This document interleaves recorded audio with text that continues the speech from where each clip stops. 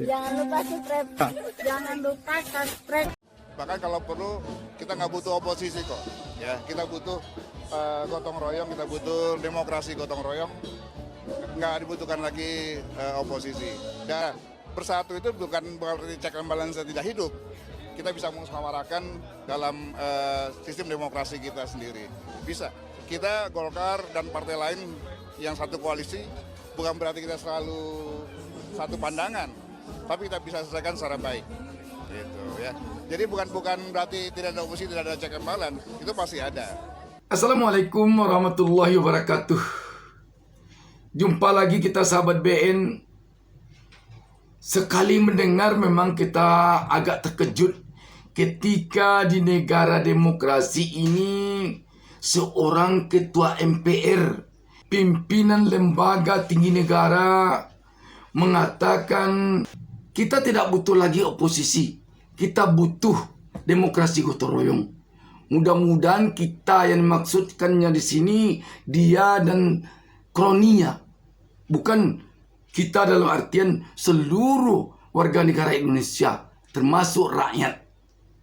Sahabat BN, inilah sebabnya di suatu negara demokrasi tidak diperbolehkan suatu rezim atau seorang pemimpin memimpin terlalu lama.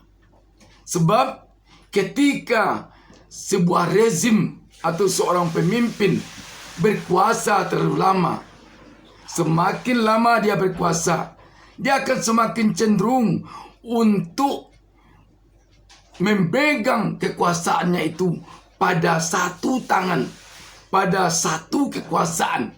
Dan ketika kekuasaan telah dipegang oleh satu tangan, telah dipegang oleh satu tampuk kekuasaan saja, maka di sanalah diktator akan terjadi. Kenapa tidak akan terjadi diktator? Ketika oposisi tidak ada lagi, maka apa yang diinginkan oleh sebuah kekuasaan yang sedang berkuasa akan dengan mudah dapat dilakukannya. Suatu bukti ketika di rezim sekarang ini nyaris terjadi kekuasaan pada satu tangan, karena walaupun ada oposisi, tetapi oposisi tidak seimbang kekuatannya dengan kekuatan penguasa. Sehingga apa yang diinginkan oleh penguasa dengan mudah bisa terwujud. Suatu contoh, ketika penguasa menginginkan KPK bisa dikuasainya, maka terjadi. Bagaimana terjadinya? Terjadilah revisi undang-undang KPK. Sehingga KPK yang dahulunya independen, pegawainya tidak PNS, tidak di bawah suatu kementerian, dan pertanggungjawaban seorang ketua KPK tidak berada di bawah presiden, tetapi pertanggungjawabannya kepada rakyat. Dengan lolosnya oleh penguasa revisi terhadap undang-undang KPK, maka KPK telah dapat berada di bawah kendali penguasa. Sehingga kita melihat beberapa waktu belakang ini KPK sepertinya bisa diatur oleh penguasa yang sedang berkuasa. Kenapa tidak? Pegawai KPK-nya sudah berada di bawah suatu kementerian yang dipimpin oleh presiden, di bawah Menpan RB, karena karyawan KPK itu telah ASN.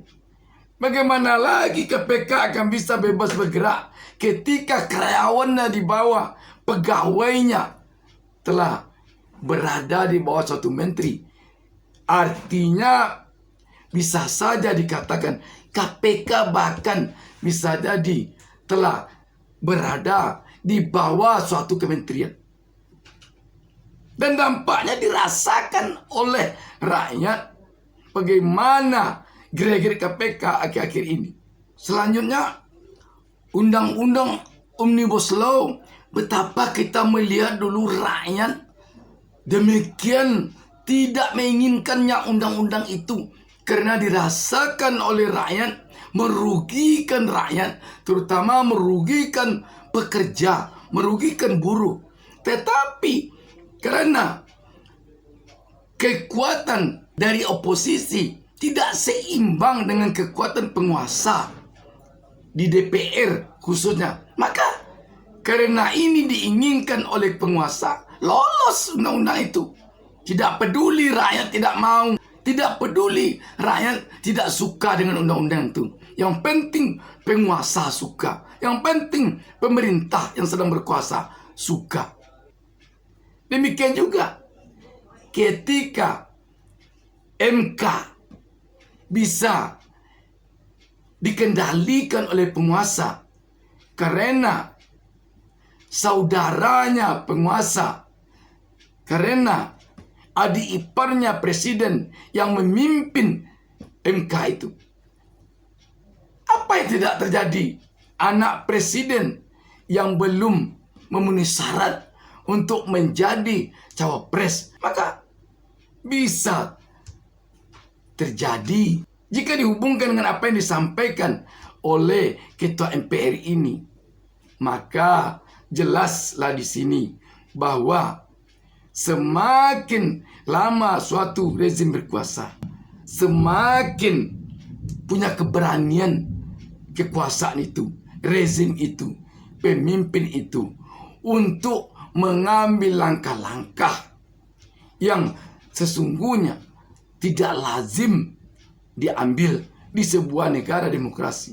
Masa di negara demokrasi tidak dibutuhkan lagi oposisi? Dengan apa yang disampaikan oleh Ketua MPR ini, kita teringat jadinya kepada era Orde Baru. Ketika di era Orde Baru, kita takut menyebut oposisi waktu itu. Takut.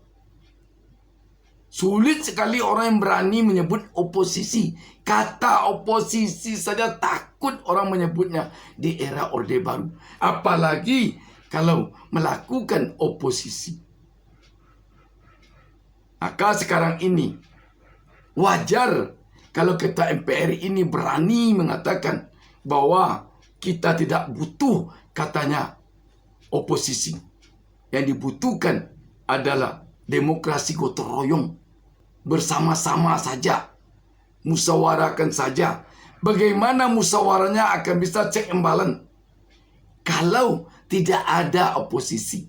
Sedangkan selama beberapa tahun di era rezim sekarang ini ada oposisi, tetapi hanya kekuatan oposisi tidak seimbang dengan kekuatan penguasa.